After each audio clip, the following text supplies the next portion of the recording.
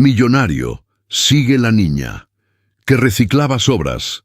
Lo que descubrió lo dejó sin palabras. Javier Montenegro, un hombre cuyo nombre era pronunciado con una mezcla de reverencia y temor en los círculos financieros de América Latina, contemplaba la Ciudad de México desde los ventanales de piso a techo de su oficina en el piso 50 de la Torre Mayor. A sus 32 años, poseía una fortuna personal estimada en $800 millones. Era un imperio construido sobre cimientos de concreto, acero y una ambición desmedida que no conocía la palabra piedad. Javier no heredó su riqueza, la forjó a través de adquisiciones agresivas, desplazando viejos barrios para levantar relucientes complejos de lujo que solo una ínfima fracción de la población podía pagar. Esa mañana, el cielo de la capital estaba teñido de un gris plomizo, una capa de smog que difuminaba los contornos de los volcanes en el horizonte. Sin embargo, dentro del despacho de Javier, el aire era puro, filtrado y climatizado a una temperatura perfecta. Él era la personificación del éxito moderno. Llevaba un traje azul marino oscuro, cortado a la medida exacta de sus hombros anchos, una camisa blanca de algodón puro impecablemente planchada y una corbata oscura y delgada que acentuaba su mandíbula marcada y su porte seguro. Su cabello, oscuro y corto, con un desvanecido lateral perfecto, completaba la imagen de un hombre que tenía el mundo bajo la suela de sus costosos zapatos de cuero. «El contrato de la zona sur está listo para su firma, señor Montenegro», dijo una voz a sus espaldas. Era su asistente, un joven que siempre parecía estar al borde de un ataque de nervios cuando respiraba el mismo aire que su jefe. Javier no se giró de inmediato.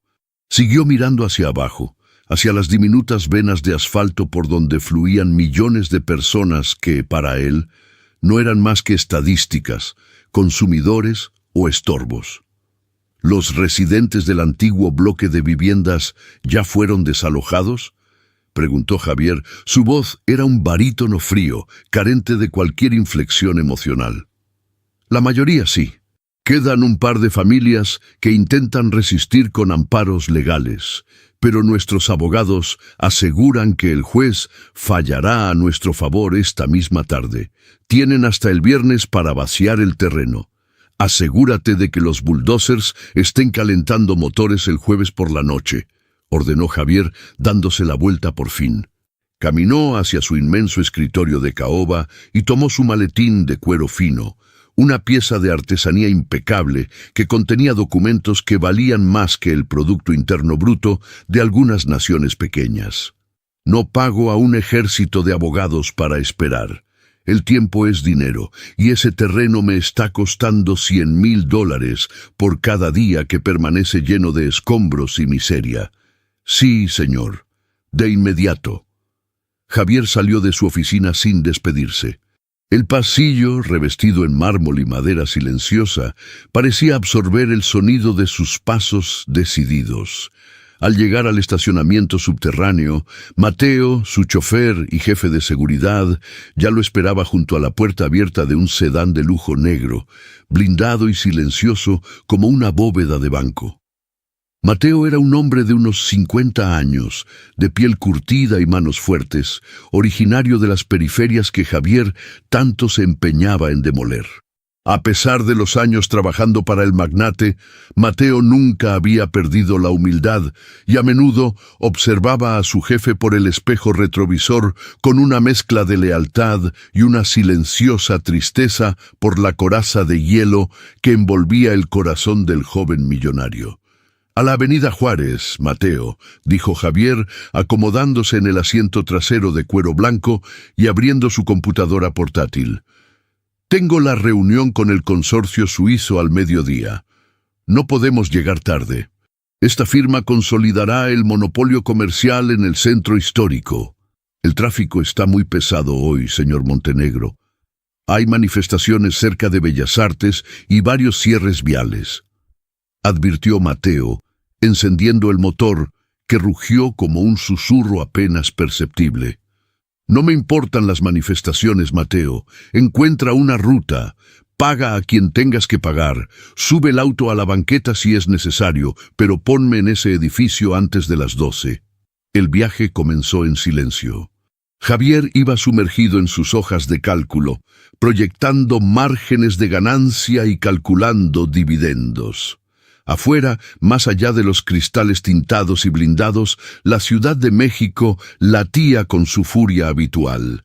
Vendedores ambulantes esquivaban los autos, organilleros tocaban melodías melancólicas bajo el sol implacable, y miles de personas corrían, sudaban y luchaban por una fracción de lo que Javier ganaba en un solo minuto de respirar.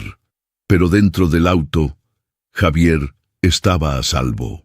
Estaba en su cápsula, aislado del olor a humo de escape, del ruido ensordecedor de los claxones y, sobre todo, aislado de la humanidad que consideraba inferior, desordenada e irrelevante.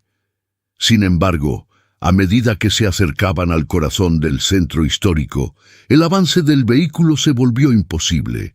Una marea de autos, autobuses y personas bloqueaba por completo el eje central.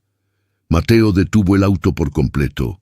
Habían pasado 15 minutos sin avanzar un solo metro. Javier miró su reloj de pulsera, una pieza de relojería suiza que costaba lo mismo que una casa de tamaño medio. Faltaban 20 minutos para el mediodía. «Es inútil, señor», dijo Mateo, apagando el motor. «Está totalmente colapsado.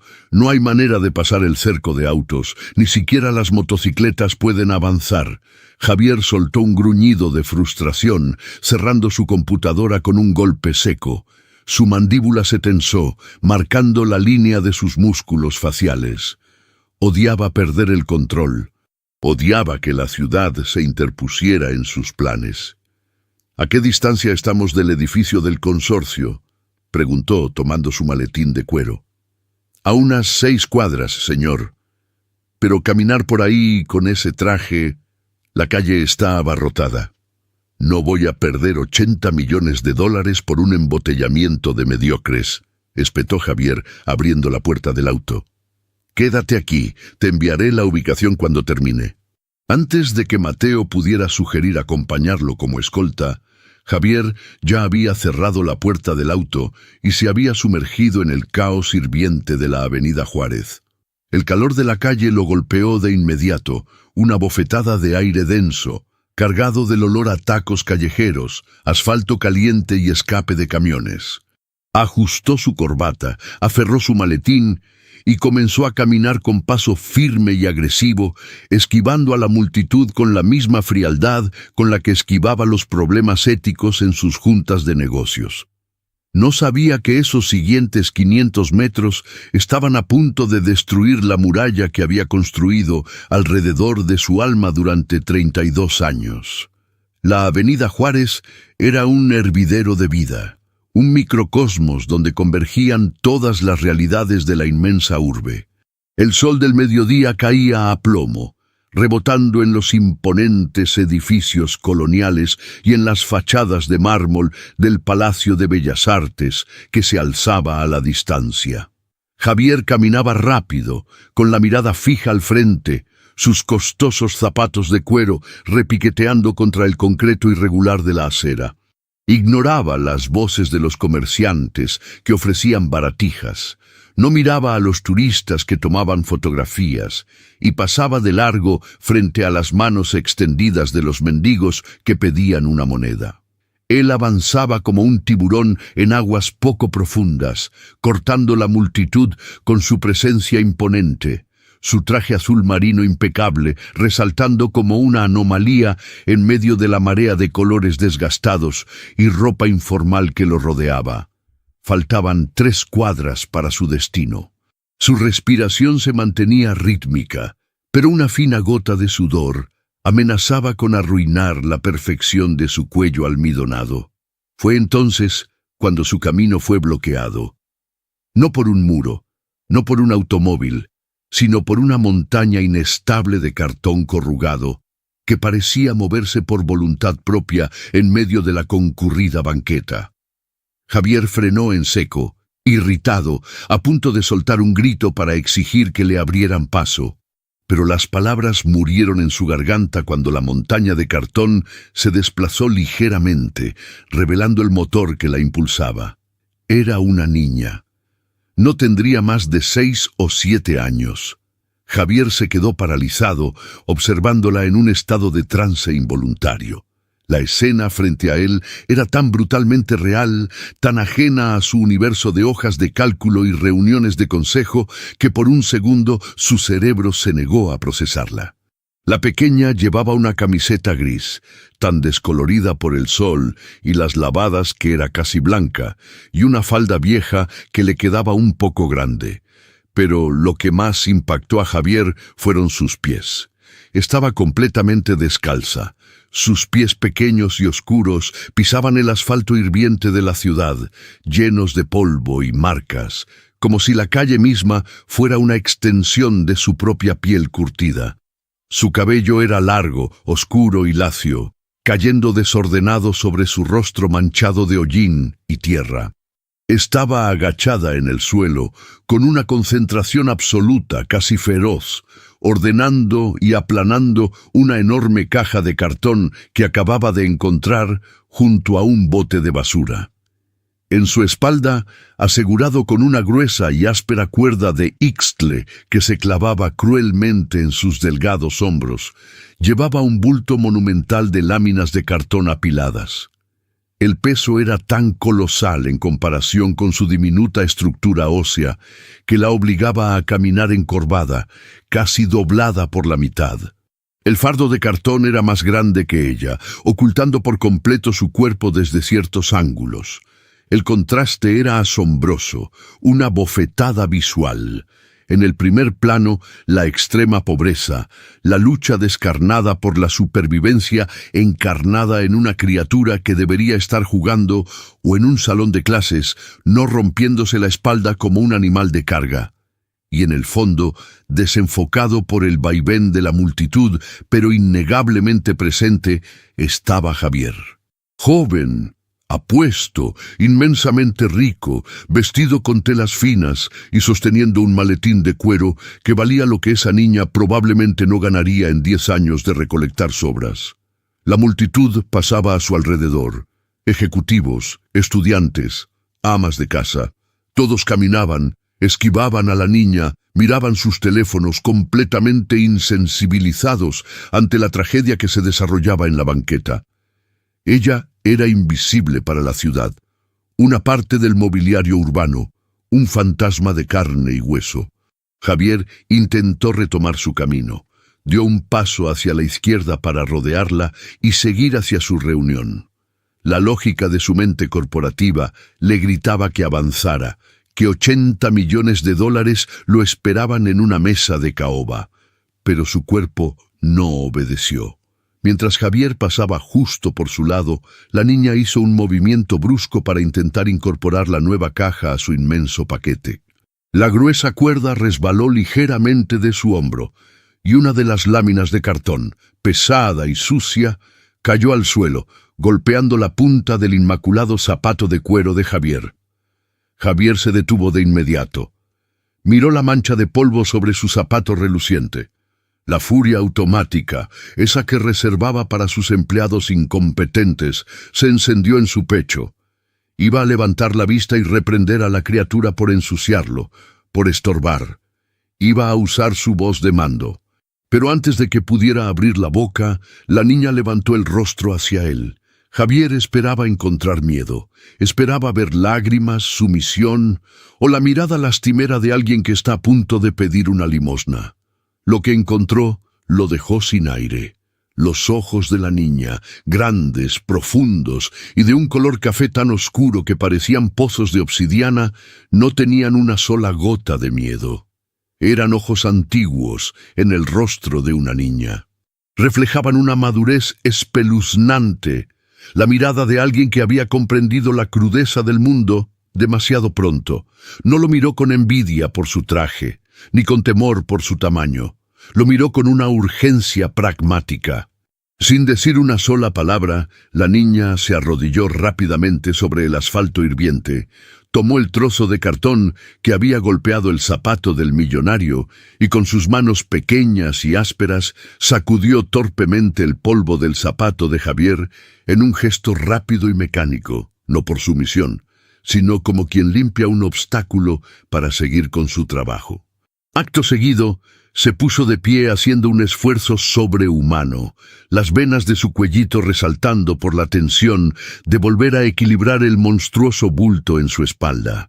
Acomodó la nueva pieza de cartón, tensó la cuerda con sus deditos lastimados y, sin mirar atrás, continuó su lenta y dolorosa marcha por la avenida Juárez, arrastrando sus pies descalzos. Javier se quedó petrificado en medio del flujo de personas que empezaban a chocar contra él y a murmurar quejas por estorbar el paso. Su corazón latía a un ritmo extraño, algo metálico, frío y perfecto dentro de su estructura mental. Acababa de sufrir una grieta microscópica. Miró su reloj. 12:05. La reunión ya había comenzado. Los suizos estarían impacientes. Su teléfono comenzó a vibrar frenéticamente en el bolsillo interior de su saco. Seguramente era su asistente, entrando en pánico.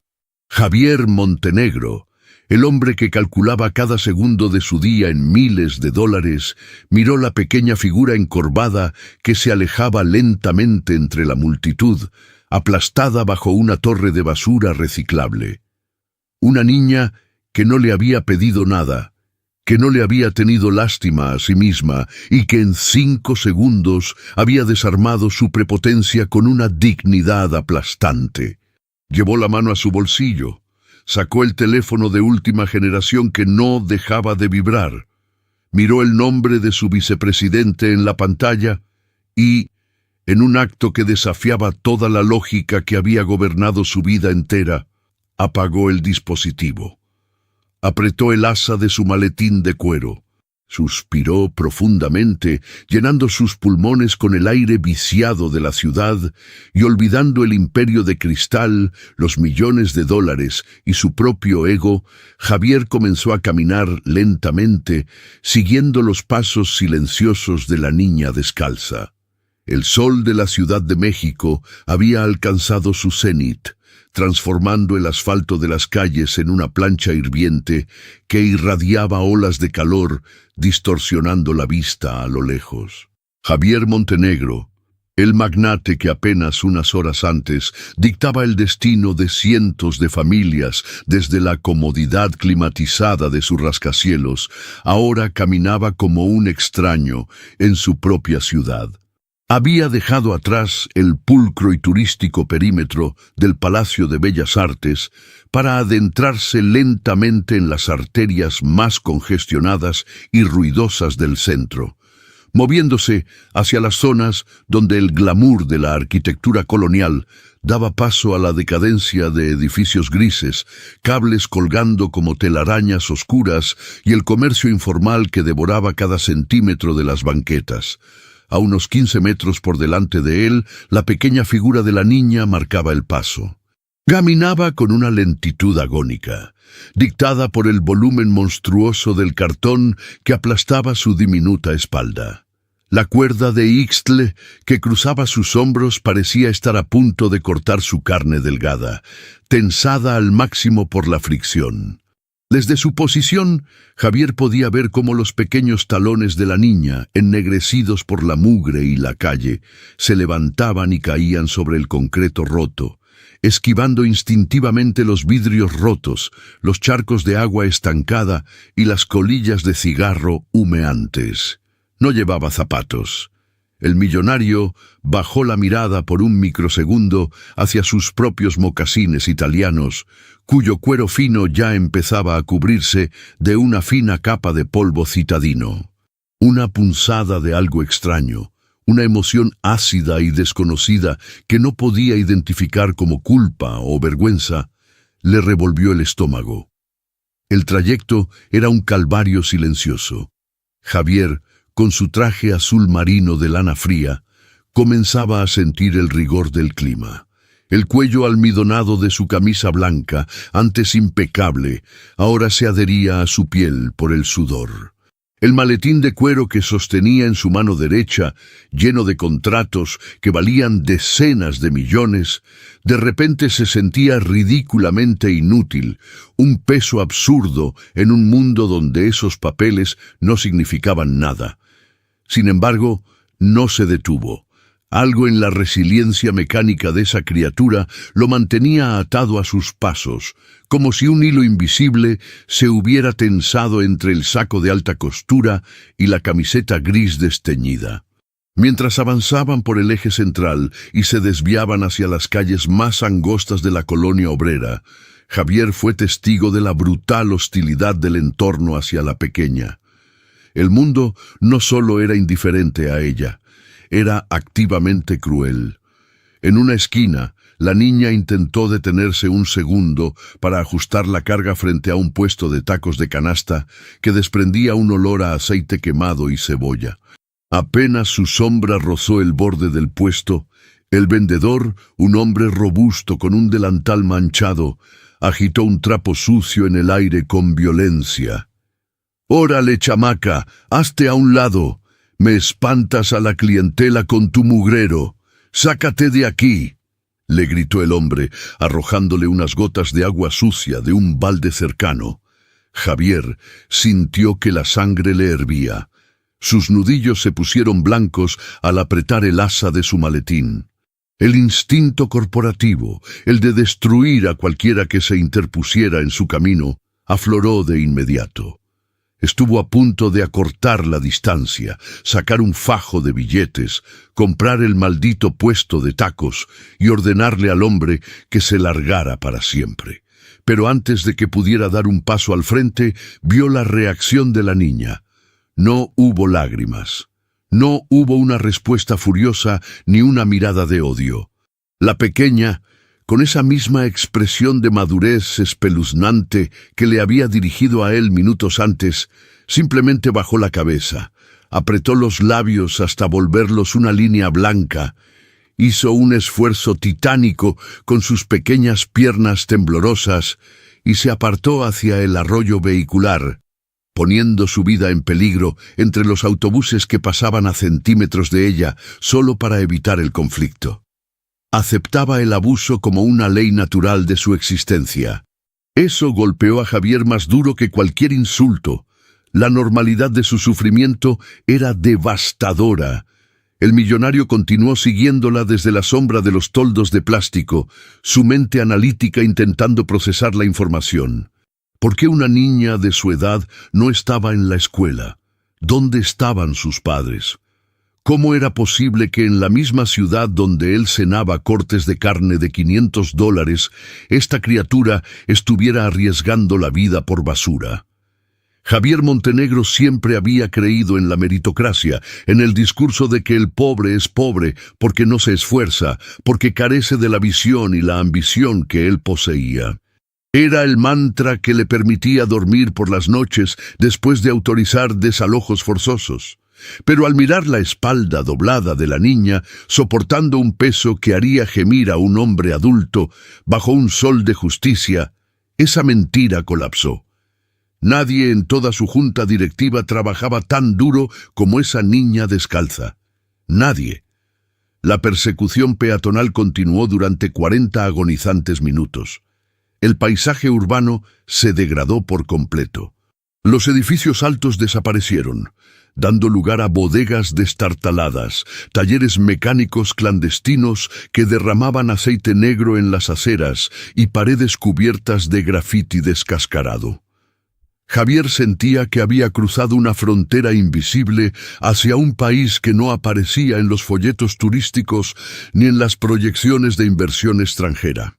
Finalmente, la niña giró hacia un callejón estrecho y ruidoso, donde el inconfundible chirrido del metal chocando contra el metal y el olor a humedad y óxido anunciaban el destino final de su vía crucis. Javier se detuvo en la esquina del callejón, ocultándose parcialmente detrás de un poste de luz oxidado. Desde ahí, con el corazón latiendo inusualmente rápido en su pecho empapado de sudor, observó cómo la niña entraba al depósito de reciclaje. El lugar era un purgatorio de chatarra. Montañas de fierro viejo, refrigeradores oxidados, torres de papel periódico humedecido y pacas de plástico aplastado creaban un laberinto claustrofóbico. El suelo era una mezcla de lodo oscuro, grasa de motor y esquirlas de vidrio que brillaban opacamente bajo el sol que se filtraba a través de un techo de lámina agujereado. En el centro de este caos, como una araña en el centro de su telaraña, estaba el dueño del negocio, conocido en el barrio como Don Carlos. Don Carlos era un hombre corpulento, de piel grasienta y bigote ralo, que llevaba una camiseta de tirantes manchada de sudor y se sentaba desparramado en una vieja silla de plástico descolorida. Fumaba un cigarrillo barato, arrojando el humo espeso por la nariz, mientras observaba con ojos calculadores y fríos a los miserables que llegaban a venderle sus recolecciones. A su lado, colgando de una viga de acero corroída, había una enorme báscula industrial de gancho, antigua y deliberadamente descalibrada. Javier observó desde su escondite con la respiración contenida. Vio a la niña, a quien aún no conocía por nombre, acercarse lentamente a la báscula. Cuando llegó frente a don Carlos, la pequeña soltó un suspiro ahogado, casi un gemido de dolor, y dejó caer su cuerpo hacia atrás de manera controlada para que el enorme fardo de cartón golpeara el suelo fangoso. El impacto levantó una nube de polvo estancado. La niña se desató rápidamente la cuerda de Ixtle de los hombros. Javier pudo ver, desde la distancia, las marcas rojas, casi en carne viva, que la cuerda había dejado en su piel infantil. La niña frotó sus hombros por un segundo, un gesto fugaz de vulnerabilidad, antes de volver a endurecer su rostro. «A ver, chamaca, apúrate que no tengo todo el día», ladró don Carlos sin siquiera levantarse de su silla. Le dio una calada a su cigarrillo y señaló con la barbilla hacia la báscula. «Sube eso al gancho». La niña asintió en silencio. Con sus brazos delgados como ramas de abedul, comenzó a arrastrar el pesado bulto hacia el plato de la báscula. Era un esfuerzo patético, resbalando en el lodo con sus pies descalzos, empujando con todo su peso corporal una masa que la superaba en tamaño. Javier sintió un impulso eléctrico en sus piernas. Quería salir de su escondite, apartar a ese hombre obeso de un puñetazo, levantar él mismo el cartón y arrojarlo a la báscula. Su cuerpo estaba tenso como un arco, listo para intervenir, pero algo lo detuvo. Una voz interna, la misma que usaba para analizar a sus rivales corporativos, le susurró que debía observar el proceso completo, que intervenir ahora solo sería poner un parche temporal a una herida profunda. Necesitaba entender. Necesitaba ver hasta el final el mecanismo de esa miseria. Finalmente, la niña logró colocar el cartón en la balanza. El mecanismo rechinó. La aguja tembló violentamente y se detuvo. Don Carlos se inclinó perezosamente hacia adelante, entrecerrando los ojos llenos de avaricia. 15 kilos, mintió descaradamente. Javier, desde su posición y con su entrenada vista para calcular volúmenes y masas en construcciones, sabía perfectamente que ese fardo pesado, denso y apelmazado pesaba fácilmente más de 25 kilos. La niña abrió sus grandes ojos oscuros, mostrando por primera vez un atisbo de desesperación genuina. Su voz, cuando finalmente habló, era un susurro ronco, frágil, como si sus cuerdas vocales no estuvieran acostumbradas a ser usadas. «Señor, por favor, pesa más. La semana pasada traje menos y me dio por 20 kilos. Pesa mucho, señor Carlos. Por favor». «Me estás llamando ratero, escuincla», replicó el hombre, alzando la voz de manera intimidante, poniéndose de pie de un salto repentino que hizo que la niña retrocediera un paso, temblando. «Si no te gusta mi báscula, agarra tu basura y llévatela a otro lado. Allá afuera hay 10 pendejos esperando vender. Son 15 kilos. El kilo de cartón bajó hoy a $1.50. Tómalo o lárgate. Javier apretó la mandíbula con tanta fuerza que sintió un dolor agudo en las sienes. El kilo a $1.50. Su mente, acostumbrada a calcular tasas de interés millonarias, hizo la conversión matemática casi al instante. $22.50. Ni siquiera $1.20. Toda esa caminata tortuosa, el peso aplastante, las humillaciones en la calle, el asfalto quemando sus pies, el esfuerzo que casi le rompe la espalda a una niña de 7 años, por una moneda que Javier dejaría olvidada en el portavasos de su automóvil de lujo sin siquiera notarlo. La niña miró el cartón. Luego miró sus pies descalzos cubiertos de lodo y finalmente asintió lentamente, resignada a la extorsión porque no tenía la fuerza física para volver a cargar ese bulto y buscar otro comprador. Don Carlos sonrió con malicia, mostrando unos dientes amarillentos. Metió la mano manchada de grasa en el bolsillo de su pantalón y sacó un puñado de monedas sueltas. Contó lentamente, con crueldad, arrojando las monedas una a una en la pequeña mano extendida de la niña. $22.50. Y da gracias que te lo compro húmedo, porque debería descontarte el peso del agua, dijo el hombre volviendo a sentarse en su silla de plástico y encendiendo otro cigarrillo. La pequeña cerró su puño sobre las monedas sucias. No dijo gracias. Simplemente dio media vuelta y comenzó a caminar hacia la salida del depósito. Su espalda ya no llevaba el peso del cartón, pero sus hombros seguían caídos, arrastrando una fatiga ancestral que parecía pesar mucho más. Javier se pegó a la pared oxidada del callejón cuando ella pasó caminando a pocos metros de él, sin notar su presencia en las sombras. Vio cómo la niña abría la palma de su mano, miraba las miserables monedas de plata y bronce y cerraba los ojos por un segundo, soltando un suspiro que sonó como un cristal rompiéndose. Guardó el dinero cuidadosamente en un pequeño bolsillo roto de su falda y continuó su camino hacia las profundidades de la periferia. El millonario de $800 millones se quedó inmóvil contra la pared, sintiendo una náusea profunda que nada tenía que ver con el olor a basura del depósito. Había visto la cara más fea del capitalismo depredador, ese mismo sistema que él dominaba y veneraba, pero aplicado a su nivel más bajo, más cruel y más asqueroso. Había visto a un monstruo devorar a un ángel por $22. Miró su reloj nuevamente. Su junta había terminado. Acababa de perder un negocio de $80 millones por no estar presente en la firma. Por primera vez en toda su vida profesional, la cifra no le importó en lo más mínimo. De hecho, la sola idea de sentarse en esa mesa de caoba a discutir porcentajes le provocó una repugnancia incontrolable. Desabotonó el saco de su traje italiano, se aflojó la corbata de seda tirando de ella con brusquedad y aferrando su maletín, salió del callejón para seguir los pasos descalzos de la niña. Ya no era curiosidad lo que lo movía, era una necesidad obsesiva, casi desesperada, de saber hacia dónde demonios se dirigía esa pequeña guerrera y qué era tan vital en este mundo como para que valiera la pena romperse el alma por 22 asquerosos pesos. El sol implacable de la tarde caía como plomo derretido sobre la inmensa extensión de la capital.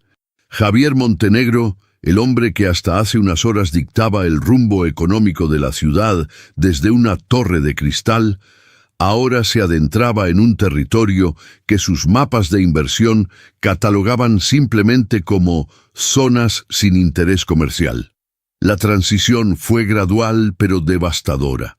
Atrás quedaron las amplias avenidas pavimentadas, los semáforos sincronizados y las fachadas históricas. A medida que seguía a la pequeña Citlali, aunque él aún no sabía su nombre, El paisaje urbano comenzó a pudrirse frente a sus ojos, revelando las entrañas olvidadas de la metrópoli. El asfalto liso se transformó primero en concreto agrietado, luego en adoquines sueltos y finalmente en caminos de tierra suelta que se arremolinaba con cada ráfaga de viento cálido. El aire, antes filtrado por el aire acondicionado de su sedán blindado, ahora era una mezcla sofocante de polvo reseco, humo de leña y el hedor inconfundible de los canales de aguas negras que corrían a cielo abierto por los márgenes de las calles. Javier sentía que había cruzado una frontera invisible, abandonando el México de los folletos turísticos para adentrarse en el México de los sobrevivientes. La niña caminaba unos 20 metros por delante de él. Sin el peso aplastante del cartón sobre su espalda, su paso era un poco más ágil, pero la cojera intermitente revelaba el daño acumulado en sus pequeños músculos. Sus pies descalzos, endurecidos por la necesidad, pisaban la tierra pedregosa con una familiaridad dolorosa. Javier, en cambio, sufría cada paso.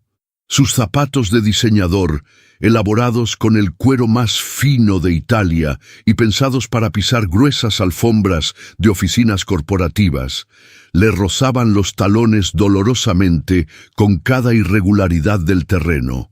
El polvo grisáceo había sepultado el brillo del calzado y el bajo de sus pantalones de traje a medida estaba cubierto de una pátina de suciedad innegable. A su alrededor, la vida de la periferia bullía con una energía cruda y caótica. Perros callejeros de costillas marcadas husmeaban entre montones de basura acumulada en las esquinas.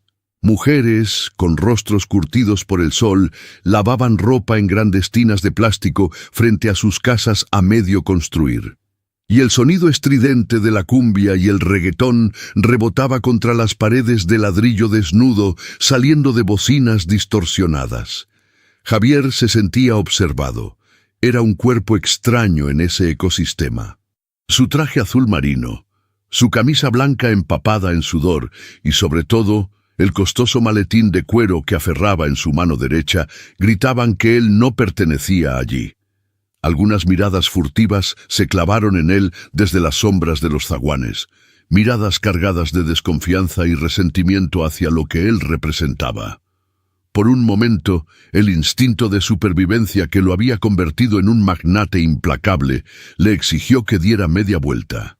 ¿Qué demonios estoy haciendo?, se preguntó, deteniéndose a la sombra de un poste de luz que tenía un enjambre de cables colgando de manera peligrosa.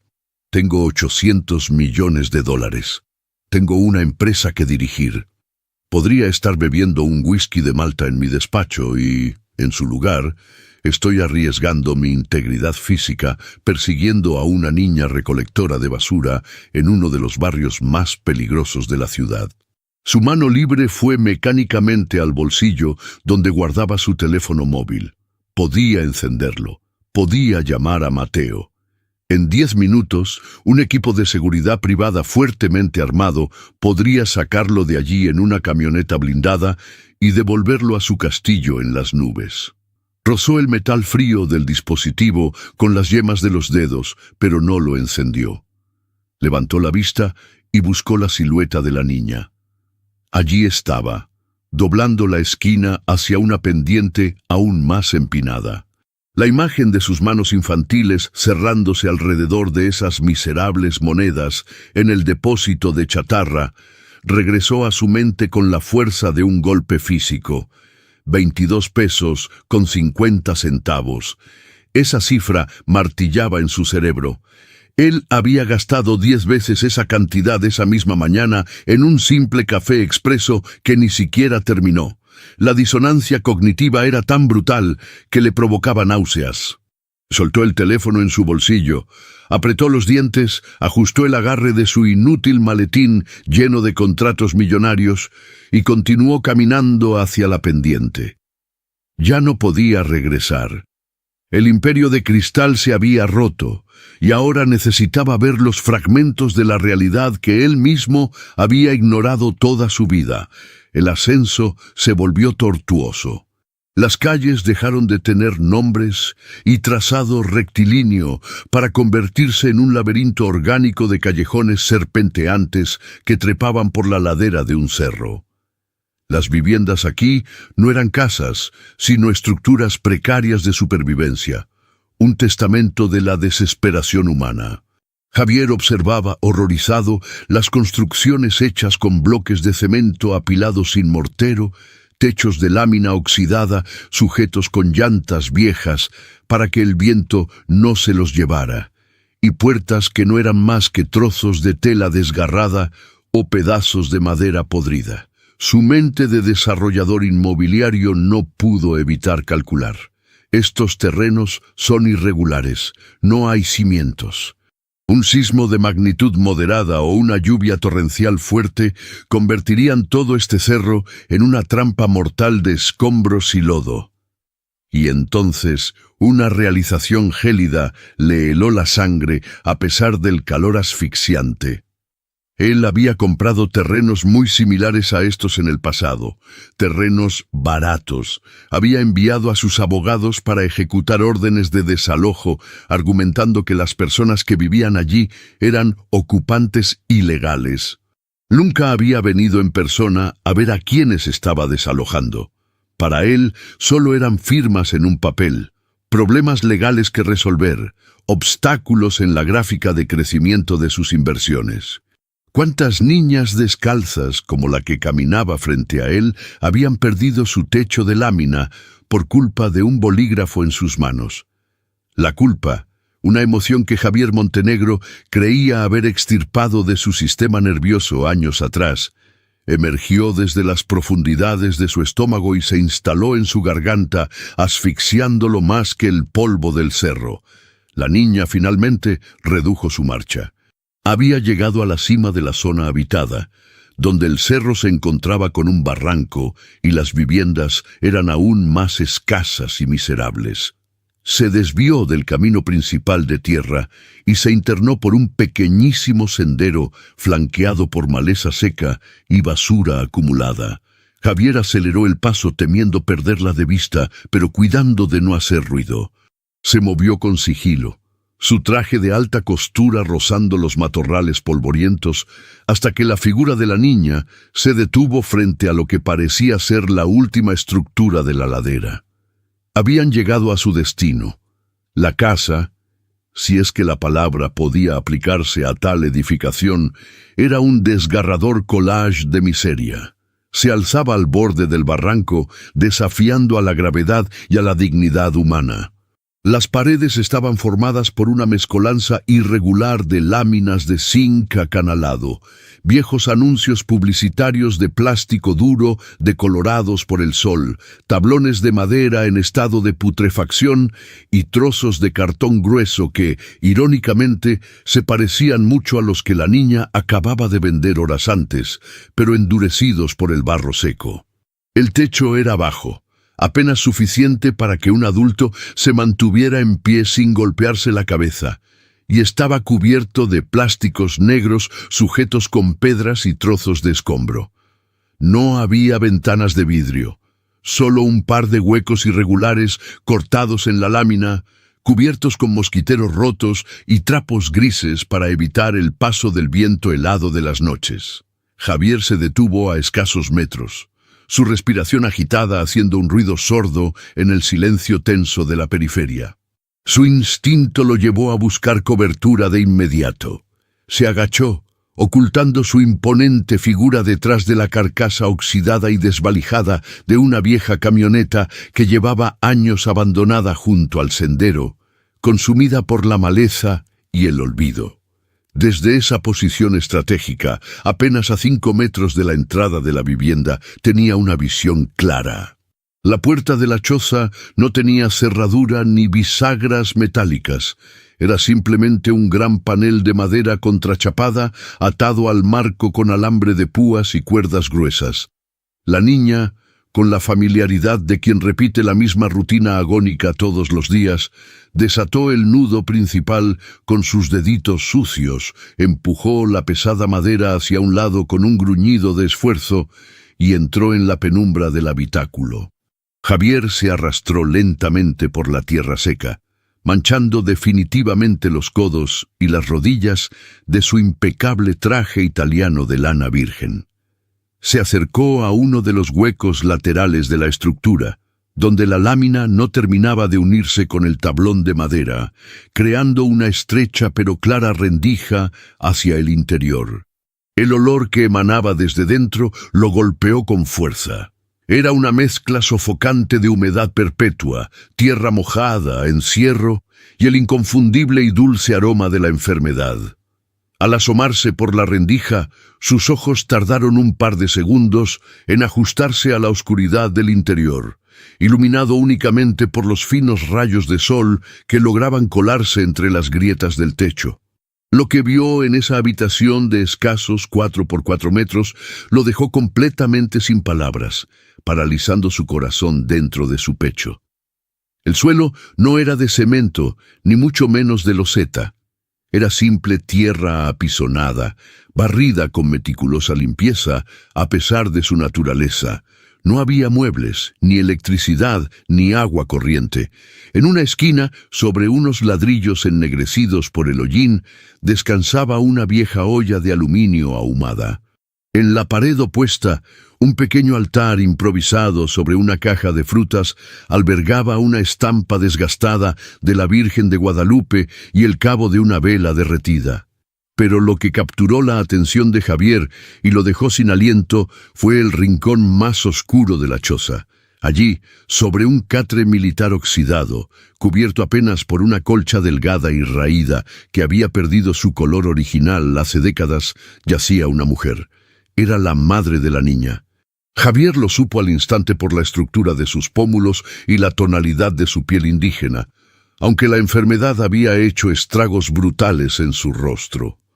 Parecía no tener más de 30 años, pero su apariencia era la de un fantasma marchito. Estaba extremadamente delgada, sus clavículas sobresalían bajo la tela de una camiseta vieja y su pecho subía y bajaba con una lentitud aterradora, acompañado de un silbido ronco y húmedo que resonaba en toda la habitación. Estaba sudando profusamente, atrapada en un letargo febril, sus ojos cerrados y sus labios agrietados por la deshidratación. Javier observó, mudo desde las sombras, cómo la niña, que hasta ese momento había demostrado la fortaleza de un titán, enfrentando el tráfico, cargando 30 kilos en su espalda y soportando las humillaciones de un usurero, dejaba caer de repente toda su armadura de dureza. Sus pequeños hombros colapsaron, su rostro maduro se ablandó y corrió hacia el catre con una desesperación silenciosa. «Mami, mamita, ya llegué», susurró la niña. Su voz, que antes era un hilo ronco, ahora vibraba con una dulzura y un terror que partieron el alma de Javier en 1000 pedazos. La mujer en el catre se agitó ligeramente, pero no abrió los ojos. En su lugar, un ataque de tos violento, cavernoso y profundo, sacudió su frágil cuerpo. El sonido era espeluznante, como si sus pulmones estuvieran llenos de cristal molido. La tos no cesaba, obligando a la mujer a encogerse en posición fetal, buscando aire desesperadamente, mientras la niña, presa del pánico, acariciaba su frente ardiente con sus manos pequeñas y manchadas de mugre. «Ya estoy aquí, mami. Aguanta, por favor, aguanta», suplicaba la pequeña, con lágrimas silenciosas finalmente brotando de sus ojos de obsidiana, trazando surcos limpios sobre la suciedad de sus mejillas. Javier sentía que no podía respirar. El aire de la periferia le faltaba de repente. Sus manos, que horas antes habían firmado documentos para mover millones de dólares a través del mundo, ahora estaban apretadas en puños inútiles sobre la tierra del cerro. La niña, moviéndose con una rapidez nacida de la necesidad absoluta, se alejó del catre y fue hacia una pequeña repisa construida con restos de madera clavados en la pared de lámina. De un vaso de plástico agrietado que contenía un poco de agua, humedeció un trapo viejo y volvió rápidamente al lado de su madre, pasándolo con infinita ternura por los labios secos y la frente afiebrada de la mujer. Cuando el ataque de tos finalmente cedió, dejando a la madre exhausta y al borde del desmayo, la niña metió su pequeña mano en el bolsillo roto de su falda. Con un cuidado reverencial, como si estuviera sosteniendo el tesoro más grande del universo, sacó el puñado de monedas de plata y cobre que el miserable don Carlos le había arrojado con desprecio. Abrió la palma de su mano frente al rostro casi inconsciente de su madre. Las monedas, 22 pesos con 50 centavos, brillaron opacamente en la penumbra de la choza. «Mira, mamita, mira», dijo la niña, forzando una sonrisa valiente, intentando que su voz no temblara. «Llevé casi 30 kilos hoy. Don Carlos es un tramposo, mami. Me robó en la báscula otra vez. Pero no importa, me dio 22 pesos. Mañana voy a salir más temprano, mami. Voy a ir hasta la zona rosa. Allá los restaurantes tiran mucho cartón limpio. Voy a juntar más. Te lo juro por Diosito que voy a juntar más». La niña hizo una pausa, tragando saliva con dificultad, sus ojos fijos en el rostro de su madre. «Me faltan nomás 40 pesos, mami. 40 pesitos nada más. El señor de la farmacia en la Avenida Grande me dijo que si le llevo 60 pesos mañana, me da el jarabe bueno. El de la botella grande que te quita el dolor del pecho. El que te deja dormir. Ya no vas a toser, mami. Solo necesito un día más. Aguanta un día más y te traigo la medicina». «No te vayas, por favor, mami. No me dejes solita». Al escuchar esas palabras, Javier Montenegro sintió como si alguien le hubiera incrustado un trozo de hielo directamente en el centro del esternón. El dolor en su pecho era físico, abrumador y devastador. Todo el castillo de naipes que era su existencia, sus teorías sobre el éxito, sus justificaciones morales para acumular riqueza, su arrogancia, su desprecio por los débiles, su orgullo desmedido, se derrumbó en un milisegundo, pulverizado por la aplastante verdad que acababa de presenciar a través de una grieta en una pared de lámina oxidada. El cartón pesado que casi rompía la espalda de esa niña no era para comprar dulces, no era producto de la flojera, ni de la falta de mérito. Era una lucha encarnizada, hora a hora, kilo a kilo, humillación tras humillación, para ganar unos centavos de miseria y así comprarle un simple frasco de jarabe para la tos a la única persona que amaba en el mundo. La niña estaba manteniendo viva a su madre con sus propias manos, desgastando su infancia en el asfalto hirviente de una ciudad que Javier Montenegro gobernaba desde las alturas y que a ella la aplastaba sin piedad. Afuera, arrodillado en la tierra seca con el traje azul marino arruinado y las rodillas temblando de una forma incontrolable, el magnate millonario llevó las manos a su rostro. Las paredes de su burbuja de privilegios se habían reventado.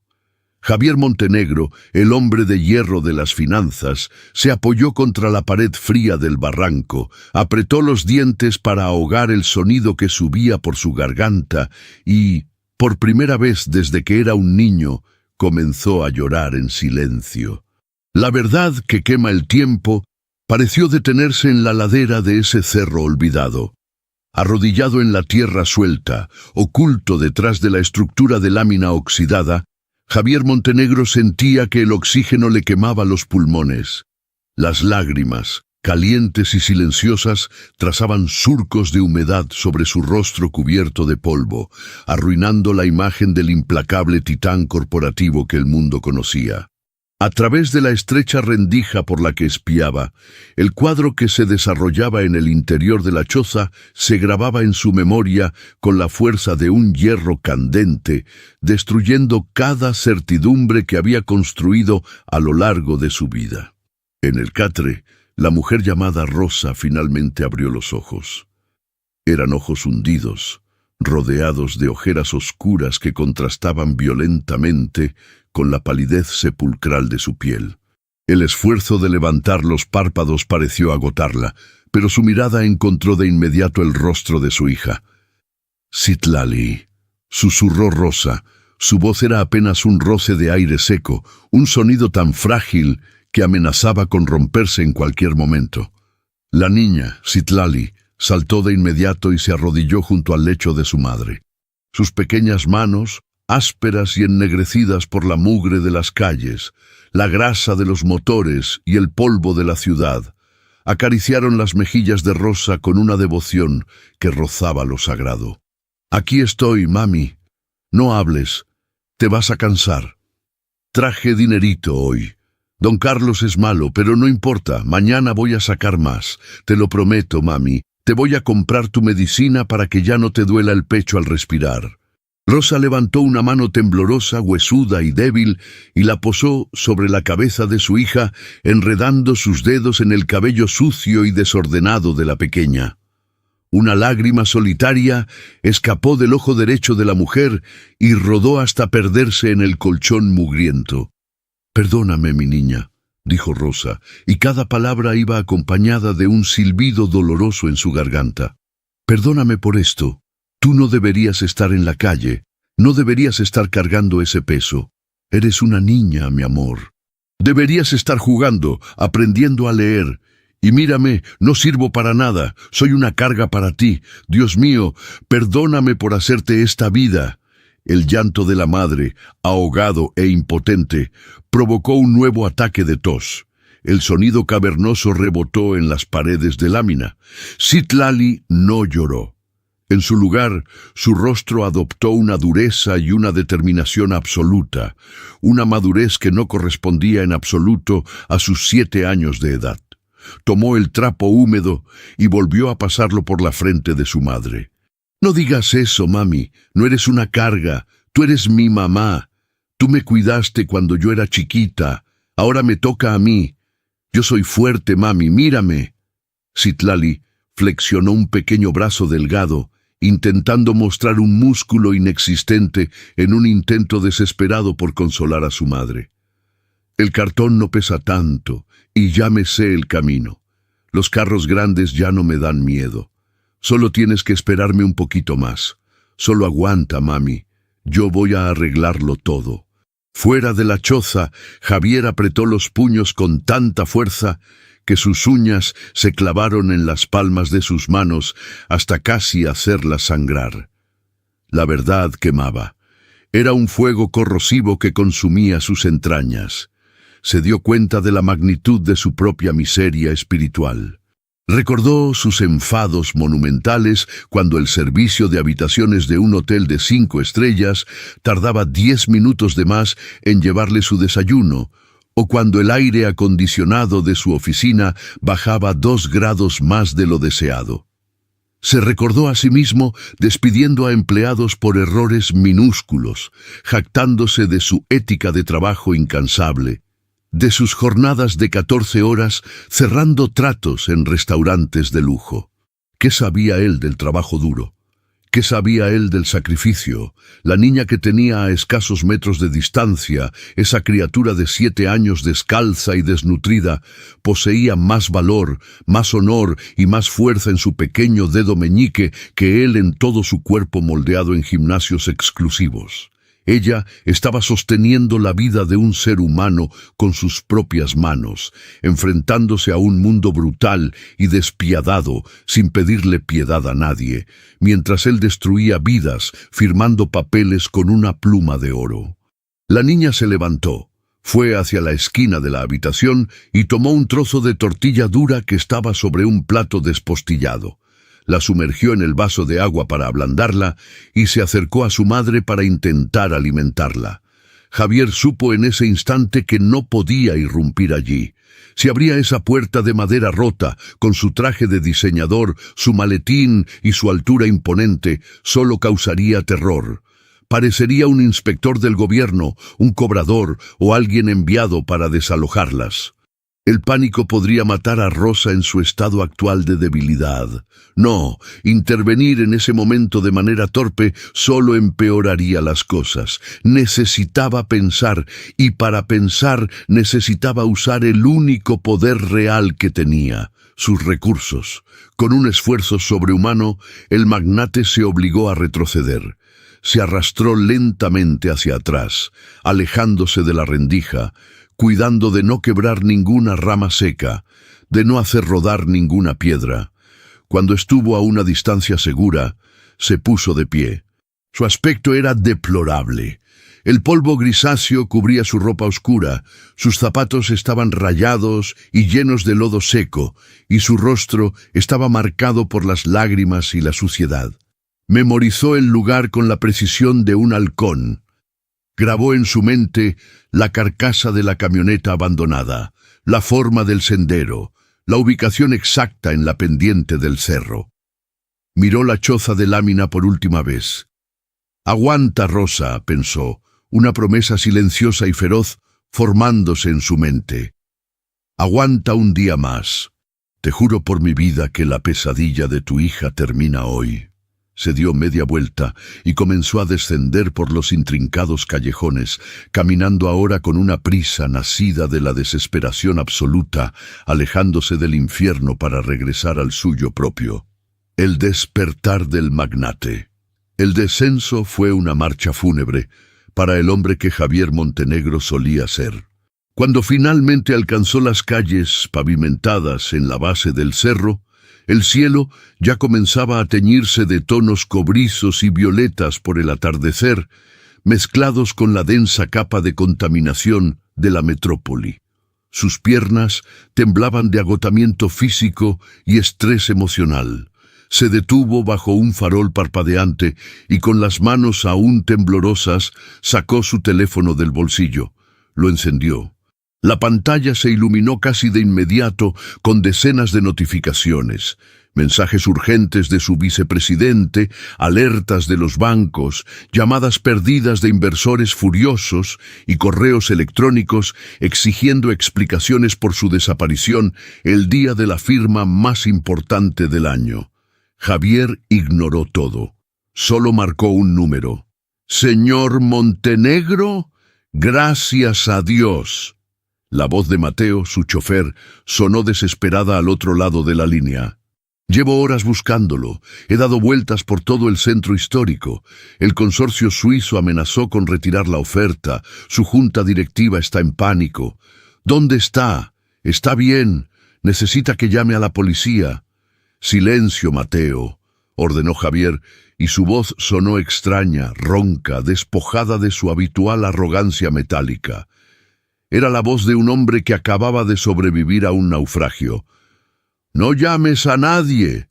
Cancela mi agenda por el resto de la semana. Toda. No me importa lo que digan los suizos, que se vayan al diablo. Necesito que vengas a recogerme ahora mismo. Te enviaré mi ubicación por mensaje. Ven solo». 20 minutos después, el imponente sedán negro se detuvo silenciosamente junto a la acera destrozada donde Javier esperaba. Mateo bajó apresuradamente para abrirle la puerta, pero se quedó paralizado al ver el estado de su jefe. El magnate intocable parecía un vagabundo. Su saco estaba rasgado en una manga, sus pantalones cubiertos de tierra, y su mirada, la mirada de Javier estaba vacía, ausente, perdida en un abismo que Mateo no podía comprender. Javier subió al auto sin decir una palabra. Mateo cerró la puerta, tomó su lugar al volante y emprendió el camino hacia Lomas de Chapultepec, la zona más exclusiva y fortificada de la ciudad. El trayecto transcurrió en un silencio sepulcral, solo interrumpido por el suave zumbido del aire acondicionado. Javier miraba por la ventana polarizada, viendo cómo las casas de lámina daban paso gradualmente a los edificios de departamentos y luego a las inmensas mansiones rodeadas de altos muros cubiertos de enredaderas y alambre electrificado. Al llegar a su residencia, los enormes portones de hierro forjado se abrieron automáticamente. La casa de Javier era una obra de arte arquitectónica moderna, un monumento al exceso y al buen gusto, construida con mármol importado, cristales infinitos y maderas exóticas. El personal de servicio, uniformado e impecable, lo esperaba en el vestíbulo. «Buenas noches, señor Montenegro. ¿Desea que le preparemos la cena?», preguntó el mayordomo, ocultando su sorpresa al ver el estado deplorable de su empleador. «Váyanse todos», dijo Javier en un tono plano sin mirarlos. «Todos los que estén en la casa, retírense a sus habitaciones. No quiero ver a nadie. Apaguen las luces del primer piso. Déjenme solo». El personal obedeció de inmediato, evaporándose en las sombras de la inmensa mansión. Javier caminó pesadamente por los pasillos inmensos y silenciosos. Sus pasos resonaban sobre el mármol reluciente. Subió a la planta alta y entró en su estudio, una habitación del tamaño de un departamento completo, forrada en nogal y dominada por un enorme escritorio de diseño vanguardista. No se cambió de ropa. No se dio una ducha para quitarse el polvo del cerro. Simplemente caminó hacia el pequeño bar de cristal en la esquina, sirvió un vaso de agua del grifo, ignorando las botellas de licor de miles de dólares, y se sentó en su silla de cuero ergonómica. Abrió su computadora portátil. La pantalla cobró vida, iluminando su rostro cansado en la penumbra del estudio. Abrió su panel de control financiero privado. Allí estaban los números. El saldo combinado de sus cuentas corrientes, fondos de inversión, acciones y bienes raíces. La cifra parpadeaba en la pantalla con una fría indiferencia. 814.630.000 dólares. Javier miró los números hasta que su vista se nubló. En su mente, una operación matemática simple y devastadora tomó forma. La niña necesitaba 60 pesos para comprar un jarabe que le quitara la agonía a su madre. 60 pesos. Al tipo de cambio actual, eso equivalía aproximadamente a $3. 3 miserables dólares. Una vida humana, una madre, el universo entero de una niña de 7 años dependía de $3. Y él, sentado en esa silla, rodeado de silencio y lujo obsceno, tenía 800 millones. Un grito sordo, primitivo y cargado de furia escapó de la garganta de Javier. Con un movimiento violento de su brazo, barrió su inmaculado escritorio. El vaso de agua voló por los aires, estrellándose contra la pared de nogal y estallando en 1000 pedazos. El costoso maletín de cuero cayó al suelo, abriéndose de golpe y derramando los impecables contratos inmobiliarios por toda la alfombra persa. Contratos que justificaban el desalojo de cientos de personas. Contratos que ahora le parecían sentencias de muerte. Javier se levantó de un salto y comenzó a caminar de un lado a otro en la oscuridad de su estudio, como un animal enjaulado. Las imágenes del día se reproducían en su mente en un bucle infinito. Citlali cayendo por el peso del cartón, el hombre de los tacos humillándola, el usurero don Carlos robándole centavos por kilos de esfuerzo, la tos agónica de Rosa resonando en la choza de lámina. «Soy un monstruo», susurró Javier para sí mismo en la oscuridad, deteniéndose frente al gran ventanal que ofrecía una vista panorámica de la ciudad iluminada. Toda mi vida, todo este imperio, construido sobre el dolor de gente que no puede defenderse. Ciego. He estado completamente ciego. La noche avanzó lenta y tortuosamente. Javier no pegó el ojo. No intentó dormir. Se dejó caer sobre el suelo de su estudio, rodeado de los papeles esparcidos, y lloró hasta que sus ojos se hincharon y su cuerpo dejó de temblar. El hombre arrogante, el tiburón de las finanzas, murió en ese piso, desangrado por el peso de su propia conciencia. Pero cuando los primeros rayos del amanecer comenzaron a rasgar el cielo sobre la Ciudad de México, iluminando su rostro pálido y sus ropas manchadas, Javier Montenegro se puso de pie. La desesperación y la culpa habían dado paso a algo mucho más poderoso, una determinación fría, calculadora y letal. Pero esta vez no la usaría para destruir ni para acumular riquezas. Caminó hacia su computadora portátil. Miró nuevamente la cifra de los 800 millones de dólares. Ya no la vio como un trofeo, ni como un marcador en el juego del poder. Por primera vez en su vida, vio ese dinero como lo que realmente era, un arma. Un arsenal masivo de recursos, logística e influencia capaz de alterar la realidad a voluntad.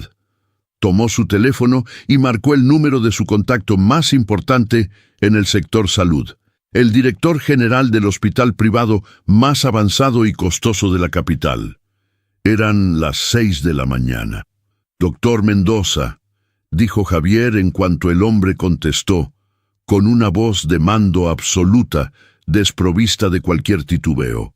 «Te habla Javier Montenegro. Despierta a tu mejor equipo de neumología de inmediato. Quiero a tus especialistas de guardia, una ambulancia de terapia intensiva totalmente equipada, tanques de oxígeno portátiles y suministros de antibióticos de amplio espectro. Te enviaré unas coordenadas en las afueras de la ciudad. Los quiero ahí en exactamente 45 minutos. Pero, señor Montenegro», tartamudeó el médico al otro lado de la línea, desconcertado por la hora y la naturaleza de la petición. «Es un despliegue masivo. Los protocolos...» «No hay protocolos hoy, Mendoza.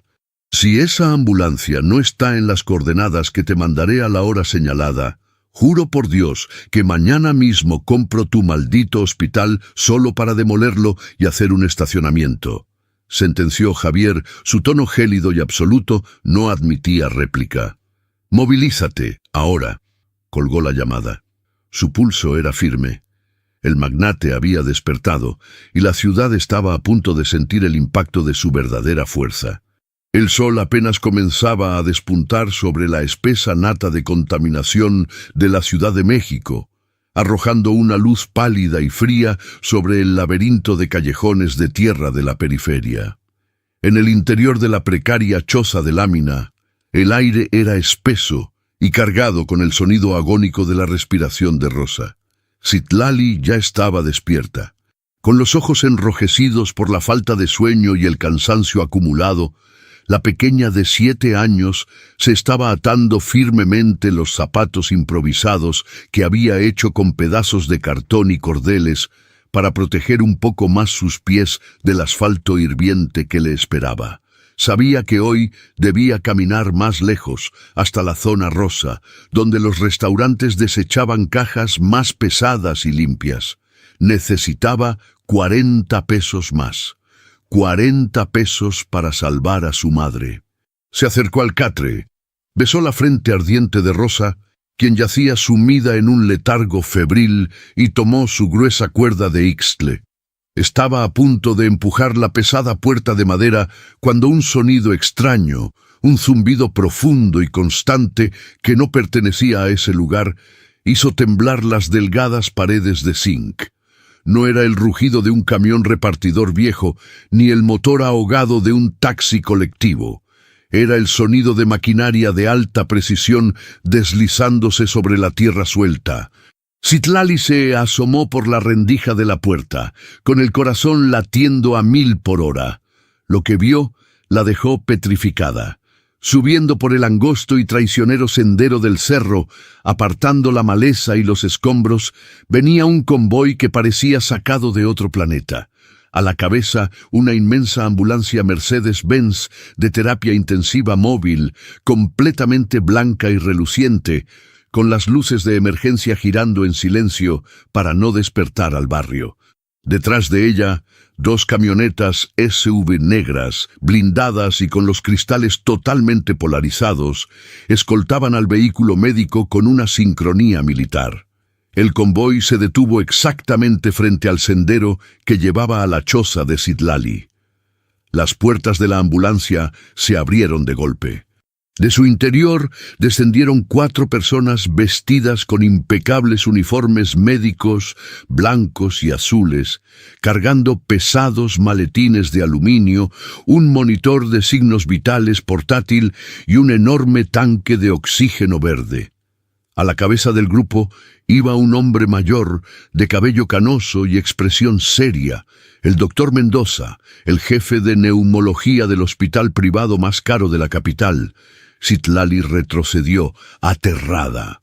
Su mente infantil, condicionada por la crueldad de su entorno, solo pudo procesar una idea. Venían del gobierno. Venían a desalojarlas o Peor aún, a llevarse a su mamá por estar enferma y mandarla a un orfanato. Con una agilidad nacida del pánico, la niña cerró la puerta de madera de golpe y se interpuso entre ella y el exterior, extendiendo sus bracitos delgados, dispuesta a defender a su madre con su propia vida. «¡Aquí no es!», gritó Citlali con su voz ronca, temblando de pies a cabeza mientras los pasos de los médicos se acercaban a la puerta. «¡Váyanse! No le estamos haciendo daño a nadie. Mi mamá ya se va a curar. Yo le voy a comprar su medicina hoy». Afuera, el doctor Mendoza se detuvo en seco, con el corazón encogido al escuchar la voz aterrorizada de la niña. Había recibido instrucciones extremadamente precisas del señor Montenegro, bajo amenaza de destruir su carrera si fallaba. «Pequeña, escúchame», dijo el médico a través de la puerta, utilizando el tono más suave y tranquilizador que pudo encontrar. «No venimos del gobierno. No somos policías. Somos médicos. Venimos a curar a tu mamá». «Es mentira. Nosotras no tenemos dinero para pagar doctores de blancos», sollozó Citlali, aferrándose a la madera con desesperación. «No tienes que pagar nada, mi niña», respondió el doctor Mendoza, indicando a los paramédicos que bajaran los equipos. «Alguien, un ángel de la guarda muy poderoso nos envió. Nos pagó para que viniéramos a buscar a Rosa y a Citlali. Por favor, déjanos entrar. Cada minuto que pasa, los pulmones de tu mamá sufren más. Tenemos el oxígeno y la medicina que ella necesita. La medicina de verdad». La palabra oxígeno y medicina atravesaron la barrera de terror de Citlali. Lentamente, con las manos temblando, empujó la pesada madera. La luz del amanecer inundó la oscura y pestilente habitación, revelando a los médicos el infierno en el que vivían.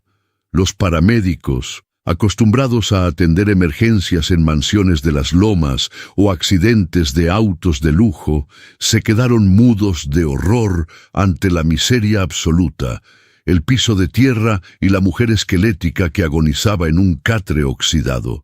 Sin perder un segundo, el equipo médico entró en acción. Fue una coreografía de eficiencia clínica en medio de la miseria.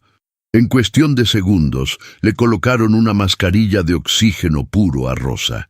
Un paramédico encontró una vena viable en el demacrado brazo de la mujer e insertó una vía intravenosa, comenzando a administrar antibióticos de amplio espectro y suero hidratante directamente en su torrente sanguíneo. Citlali observaba desde una esquina, acurrucada, con los ojos abiertos de par en par. Vio cómo, a los pocos minutos de recibir el oxígeno puro, el silbido espantoso en el pecho de su madre comenzó a suavizarse. El color mortecino de sus labios empezó a cambiar lentamente.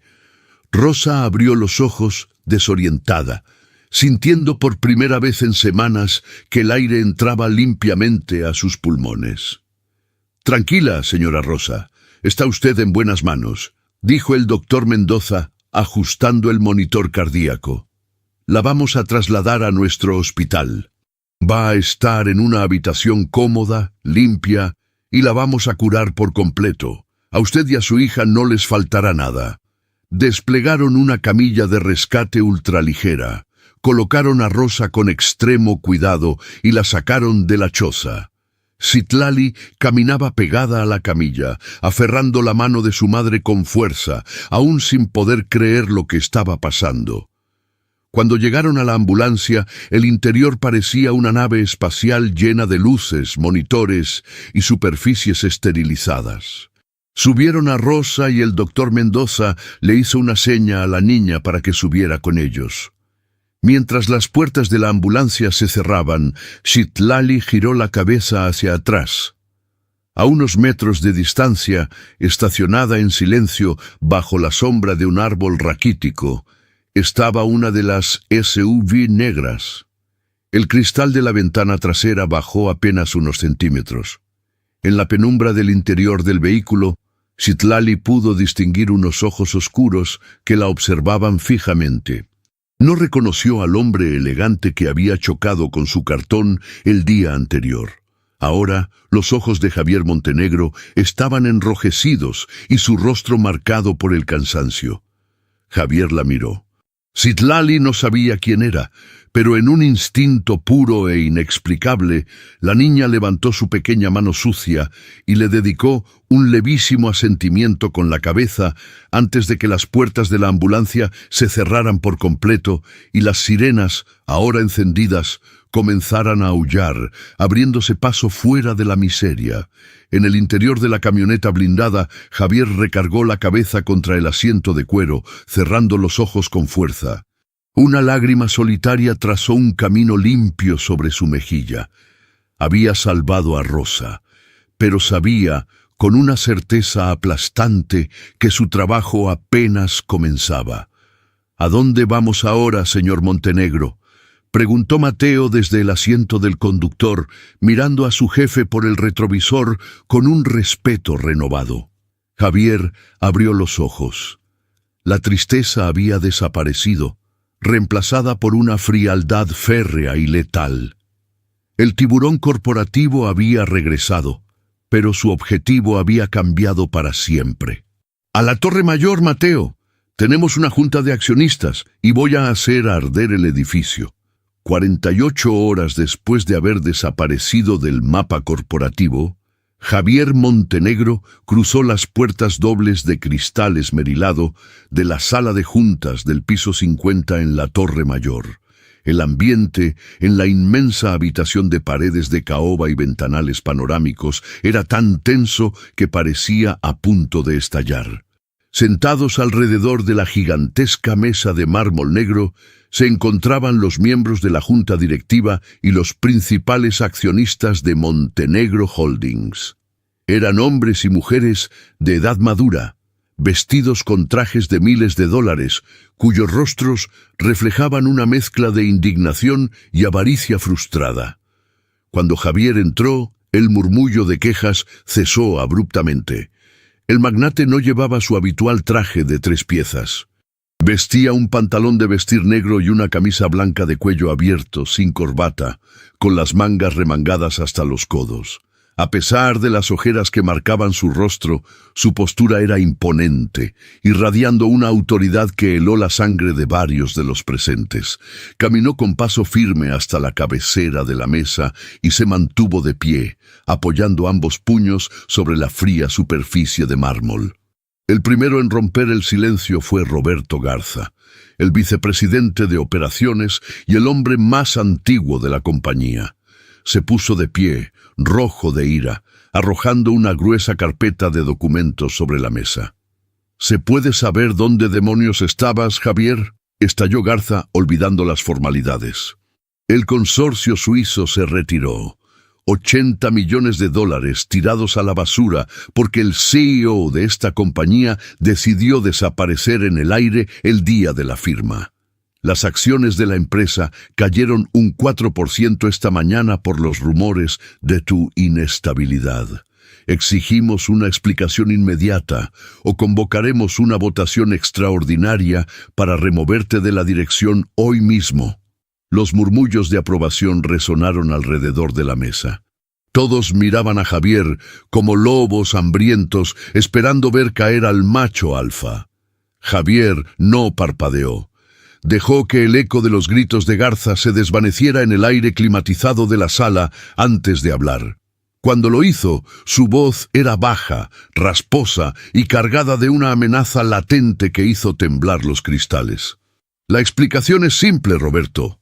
80 millones de dólares no valen absolutamente nada, dijo Javier mirando a cada uno de los presentes a los ojos. La sala quedó en un silencio sepulcral.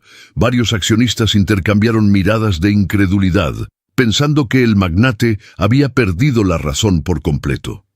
He pasado los últimos 10 años de mi vida sentado en sillas como esta, al lado de ustedes, discutiendo márgenes de ganancia, especulación inmobiliaria y proyecciones de crecimiento. Continuó Javier, separándose de la mesa y comenzando a caminar lentamente alrededor de ella. Hemos construido un imperio celebrando cada vez que nuestras cuentas sumaban ceros. Y para lograr esos ceros, hemos demolido barrios, hemos desplazado a miles de familias, hemos comprado jueces para acelerar amparos y hemos tratado a los seres humanos como si fueran estorbos en nuestros terrenos baldíos. Esas son las reglas del mercado inmobiliario, Javier, interrumpió uno de los accionistas minoritarios desde el fondo.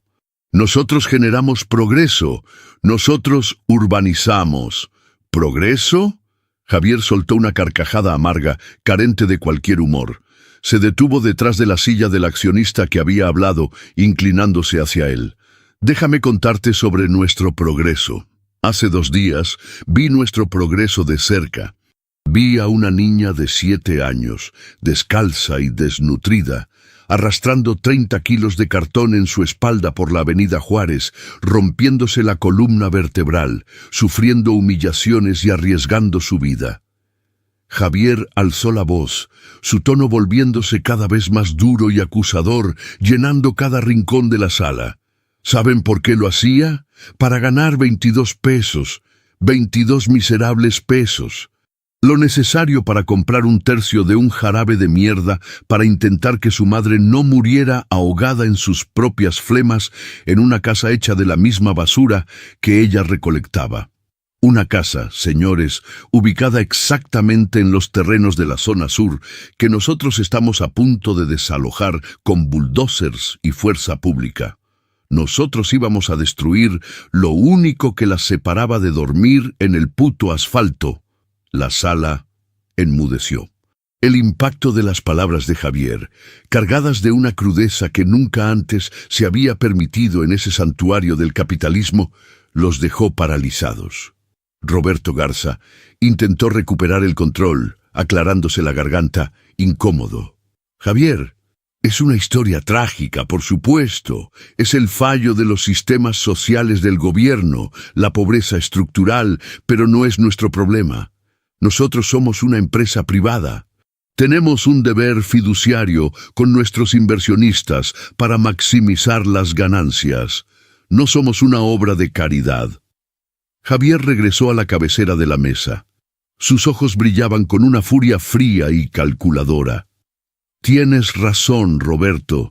Tienes un deber fiduciario, pero yo tengo algo más importante. El 51% de las acciones de esta maldita compañía.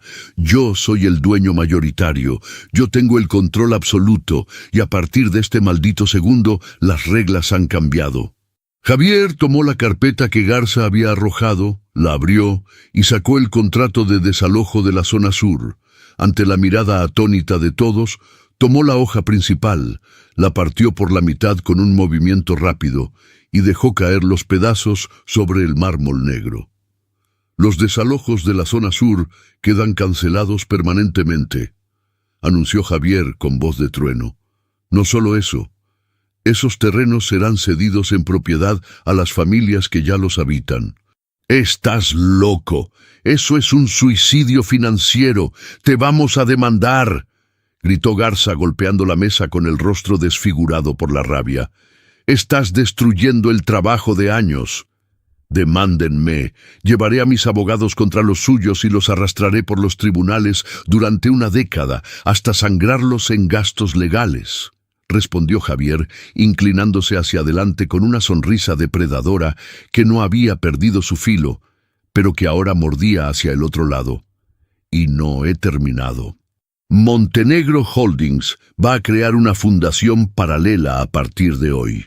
Destinaremos el 40% de nuestros dividendos anuales a la construcción de clínicas comunitarias, programas de nutrición infantil y viviendas dignas a precio de costo en las zonas marginales de esta ciudad. Y la primera fase de construcción comienza mañana mismo en los cerros de la periferia.